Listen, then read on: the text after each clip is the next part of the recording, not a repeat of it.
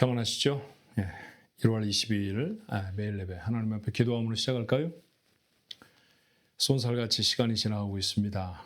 엊그제 올해를 시작한 것 같은데 벌써 22번째 날을 맞습니다.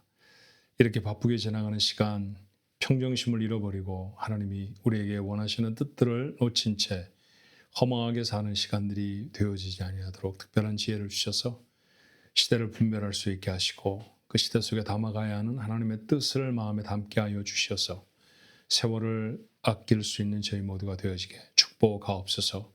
오늘 하루를 하나님 앞에 시작하고 또 오늘 하루를 어떤 이는 매짐의 귀한 예배에 참여합니다. 하나님의 말씀이 우리 마음밭에 떨어져 삶을 돌아보게 하시고 우리의 삶의 버거운 일들을 하나님 앞에 기도로 아뢰을 때 응답하여 주옵소서. 예수님의 이름으로 간절히 기도하옵나이다. 아멘. 함께 부를 찬송은 420장입니다. 더 성교 얽기 위해 함께 찬양할까요?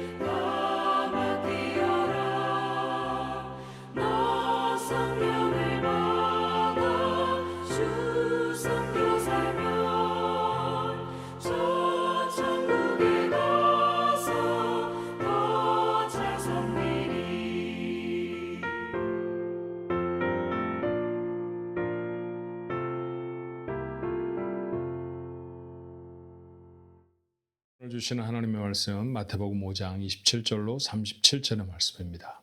마태복음 5장 27절로 37절 말씀 우리 한 목소리로 같이 한번 읽어봅니다. 또 간음하지 말라 하였다는 것을 너희가 들었으나 나는 너희에게 이르노니 음욕을 품고 여자를 보는 자마다 마음이 이미 간음하였느니라. 만일 내 오른눈이 너로 실족하게 하거든 빼어내 버리라. 내 백체 중 하나가 없어지고 온몸이 지옥에 던져지지 않는 것이 유익하며 또한 만일 내 오른손이 너로 실족하게 하거든 찍어내 버리라. 내 백체 중 하나가 없어지고 온몸이 지옥에 던져지지 않는 것이 유익하니라. 또 일러스되 누구든지 아내를 버리려거든 이혼 증서를 줄 것이라 하였으나 나는 너희에게 이르노니 누구든지 음행한 이유 없이 아내를 버리면 이는 그로 간음하게 함이요 또 누구든지 버림받은 여자에게 장가드는 자도 간음함이니라. 또 옛사람에게 말한 바 헛맹세를 하지 말고 내 맹세한 것을 주께 지키라 하였다는 것을 너희가 들었으나 나는 너희에게 이르노니 도무지 맹세하지 말지니 하늘로도 하지 말라 이는 하나님의 보좌임이요 땅으로도 하지 말라 이는 하나님의 발등상임이요 예루살렘으로도 하지 말라. 이는 큰 임금의 성임이요. 내 머리로도 하지 말라. 이는 내가 한토록도 희고 검게 할 수 없음이라. 오직 너희 말은 옳다 옳다 아니라 아니라 하라. 이에서 지나는 것은 악으로부터 나느니라. 아멘. 마태복음은 보통 신자들에게는 아주 익숙한 성경이죠. 성경을 좀 읽어보겠다 시작하면 일단 마태복음부터 읽게 되고요. 그중에 저희들은 초반부를 읽고 있으니까 아마 이 부분을 읽으셨던 경험은 여러분에게 여러 번 있으셨을 거예요. 뭐라고 부르는지 기억나십니까? 마태복음 5장, 6장, 7장 이 석장을 통해서 마태는 예수님의 가르침 중에서 크리스천의 삶에 대한 것만 모아서 이곳에 담았어요. 5장 1절의 말씀에 산에 올라가 앉으시니로 시작한다고 해서 이걸 산상수훈, 산 위에 올라가서 말씀하신 이 가르침이라고 제목을 붙이기도 하는데 이게 가장 보편적인 가르침이지만 사실 꼭 맞는 일은 아닌 것 같습니다. 왜냐하면 어떤 가르침은 그 한 자리에서 다 그렇게 가르쳐 주신 게 아닐 수도 있기 때문이죠. 윤리적인 성격이 강해서 이 성격을 더 도드라지게 구분한 제목이 있다고 하면 아마 황금률 정도가 될 거예요. 황금처럼 그리스도인의 삶에 있어서 꼭 지켜야 할 말씀들, 바로 그것이 마태복음 5장, 6장, 7장의 말씀이다. 그런 뜻입니다. 자, 오늘 본문의 말씀에도 그런 윤리적인 도전과 가르침이 있죠. 간음하지 말아라, 죄짓지 말아라, 맹세하지 말아라. 모두가 다 율법에 이미 있는 말씀이고 우리 모두가 다 압니다. 어쩌면 꼭 신앙이 아니고서도 보편 타당한 윤리 기준을 가지고 있는 사람들에게는 뭐 이런 것들이 타당하게 들려질 수 있지 않을까 싶어요. 정상적인 삶을 살아가는 사람이 아내 외에 다른 아내를 범한다든지 결혼 후에 난잡하게 이런저런 여자와 남자와 만나서 성적 행위를 한다든지 하는 것이 옳다고 말하는 사람은 아마 아무도 없을 겁니다. 죄 짓지 말아라. 죄라는 개념은 좀 포괄적이고 넓겠지만 여러 가지 모양의 사람들의 해를 끼치거나 우리가 온전치 못한, 바르지 못한 삶의 모습으로 살아가는 것, 그걸 다 죄로 통칭한다고 하면 대략은 무엇이 죄인지 우리의 의식 속에 있죠. 그런 거 하지 마는 것도 당연한 것 같고요. 조금 특이한 것이 있다고 하면 맹세하지 마라. 왜냐하면 맹세를 놓았다가 그 맹세를 번복하게 되어지면 오늘 그 본문에 기록하고 있는 것처럼 헛맹세 이런 게 되겠죠. 만약 그렇게 된다고 하면 이것은 본의 아닌 거짓말이 되잖아요. 그러니까 하지 않는 것이 좋겠다라고 하는 그런 가르침입니다. 자, 율법에 있는 말씀이니까 또 사람들이 보편 타당하게 다 알고 있는 거니까 이 말을 들었던 사람들 다 알고 있었을 거예요. 그런데 예수님은 그 기준을 더 높이고 계시다는 사실에 먼저 주목을 해야 합니다. 어떤 부분이 더 높아졌나요? 자, 세상에서 너 이거 죄야. 그리고 만약 법정까지 소환을 하려고 하면 실행되어져야 그렇게 하는 거죠. 마음에 어떤 죄를 가졌다고 해서 그것으로 죄를 묻는 나라는 거의 없습니다. 그건 고대 사회에도 거의 비슷한 것이었죠. 그래서 오늘 주님 뭐라고 말씀하시냐 하면 음욕을 마음에 품으면 그게 실행되지 않았어도 이미 죄라고 말씀하시죠. 자, 죄에 대한 태도도 대단히 극단적으로 표현하십니다. 만약 죄를 쫓는 눈이 있다고 하면 빼어 버려야 하고요. 죄를 짓는 손이 있다고 하면 찍어 내버려야 한다라는 거예요. 신체의 일부를 잃어버릴 정도로 죄에 대해 단호해야 한다라고 하는 말씀입니다. 오늘 이 말씀을 듣고 여러분은 감정이 어떠세요? 처음 들은 마음은 좀 두려움일 거예요. 제가 그랬습니다. 아주 어렸을 적에 처음 이 말씀을 접했을 때도 두려웠고요. 그 외에도 아마 수십 번, 수백 번 이 말씀을 지나쳤을 것인데 그때마다 저는 참 이 말씀이 두렵습니다. 또 하나 제가 아직 신학적으로 훈련되지 않았을 때 이 말씀을 읽었을 때에는 의문이 들기도 했습니다. 여러분도 아마 비슷한 의문이 들었을지 몰라요. 자, 어떤 의문이냐면 이런 거죠. 자, 지금 예수님의 이 말씀을 듣고 있는 사람들은 바리새 사람들과 사두개 사람들입니다. 바리새 사람들 대단히 율법에 박식한 사람들이었고 할 수만 했으면 그 율법의 모든 규정들을 다 지키려고 노력하는 사람들이었고요. 사두개 사람들도 거기에 크게 다르지 않은 사람들이었어요. 자, 바리새인과 사두개 사람만 지칭에 말하고 있습니다만 통칭에 말하면 이들 모두가 다 유대인을 대표하죠. 그러니까 유대인들이 예수님 옆에 나와 있습니다.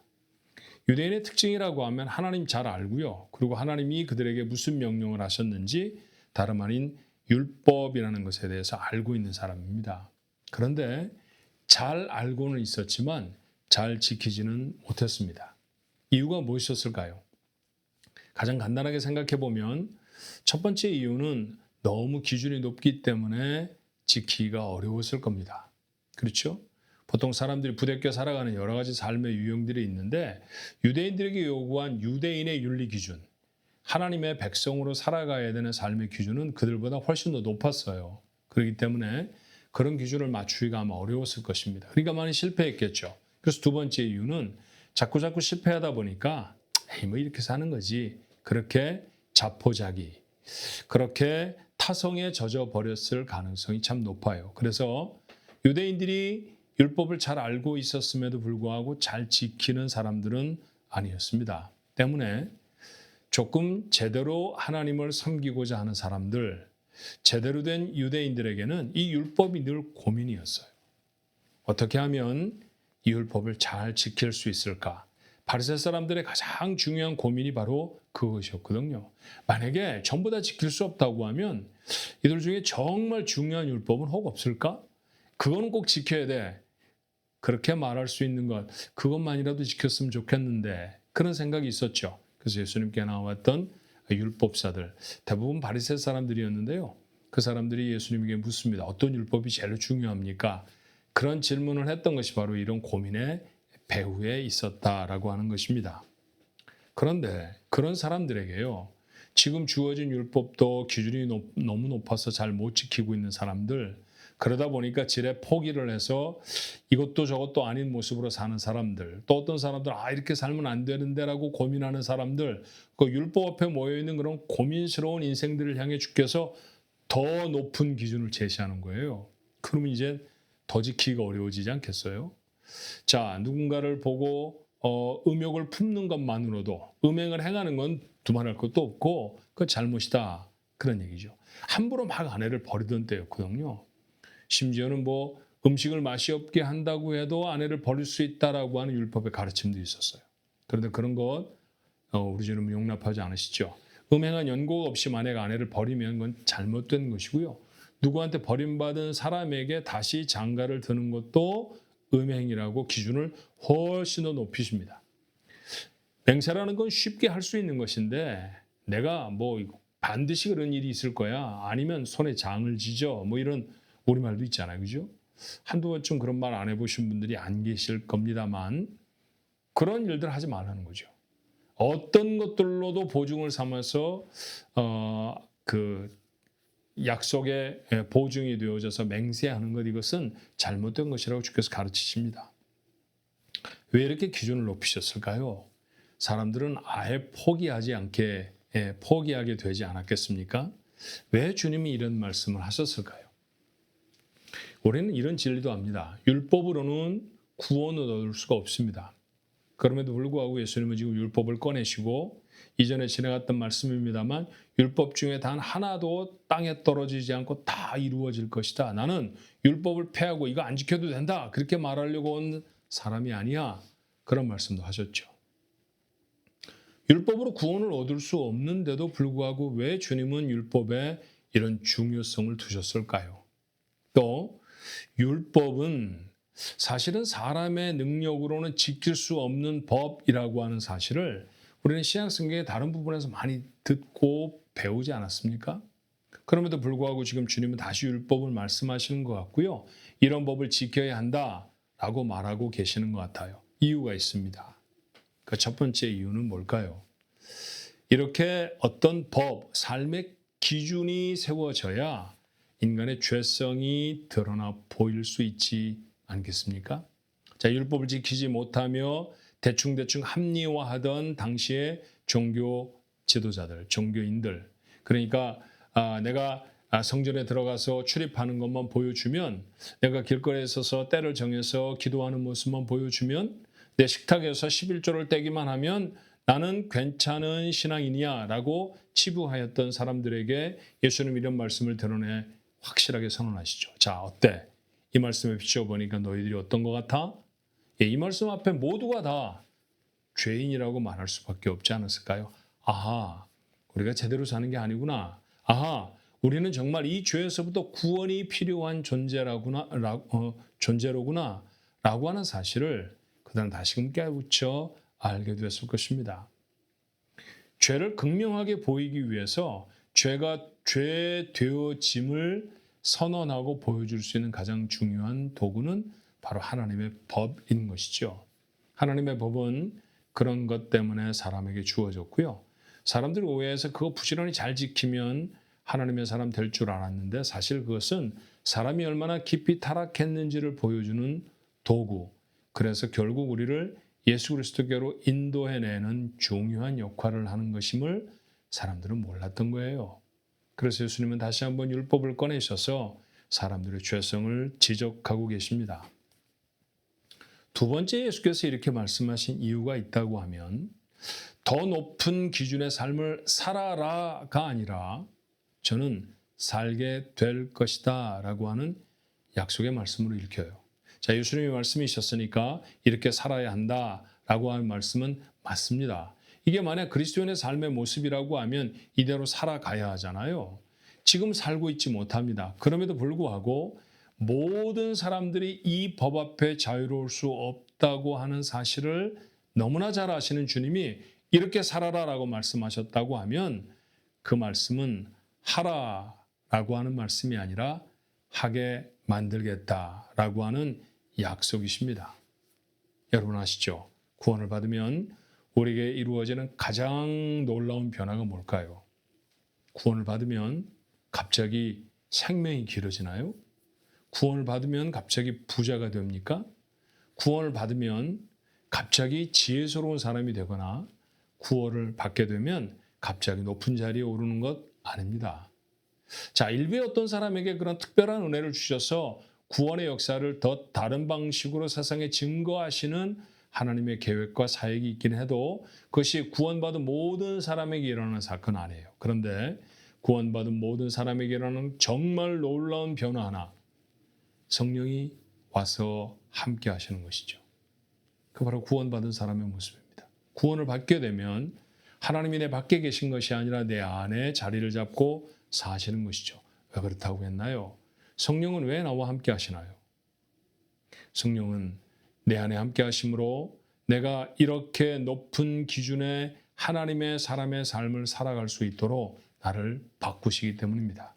하나님이 나를 바꾸시고자 하시면 그걸 막을 자가 누가 있을까요?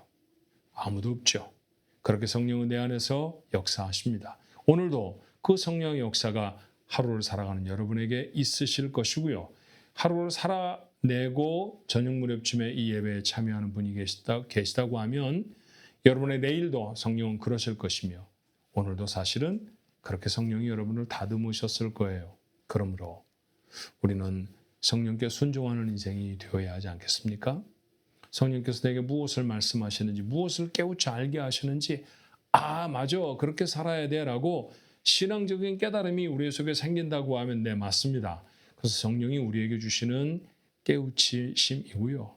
그 말씀하셨을 때 순종할 수 있어야 합니다. 순종이라는 게 어렵다고 해요. 순종은 어렵습니다. 근데 여러분, 성경 속에 보면 예수님이 부르셨던 제자들도 그랬고요. 구약의 선지자들, 이런 사람들 하나님이 부르시잖아요. 하나님이 부르시면 그들의 반응은 대부분 다 즉시였습니다. 즉각적으로 반응하는 것이죠.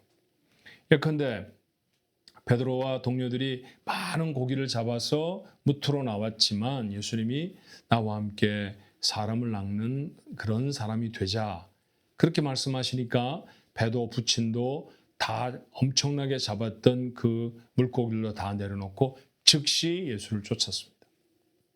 재미있는 말씀 하나 하고 예배를 마칠까요? 왜 즉시라는 말이 이렇게 많을까? 어떻게 이렇게 바로 순종할 수 있지? 여러분 그런 고민이 드시죠? 근데 저는 곰곰이 생각해 보니까 생각하고 또 생각하고 또 생각하면 순종 못합니다. 순종 중에 가장 쉬운 순종이 뭘까요? 즉시 하는 순종이에요. 하나님이 내게 깨우쳐 알게 하시면 즉시 순종하는 것이죠. 그때 하나님의 역사가 여러분 삶에 일어납니다. 오늘도 하나님이 여러분에게 무엇라고 말씀하시는지 즉시 순종해 보시겠습니까? 그러면 그 안에서 이루시는 하나님의 사건들을 만날 수 있을 거예요. 올 한 해는 매일매일이 그런 시간이었으면 좋겠습니다. 매 순간이 그렇게 하나님이 내게 이루시는 일들을 경험하며 살 수 있는 복된 인생, 우리 가족들 모두의 인생이 되기를 주님의 이름으로 축원합니다. 기도할까요? 하나님, 구원하셔서 우리 안에 좌증해 주시니 감사합니다.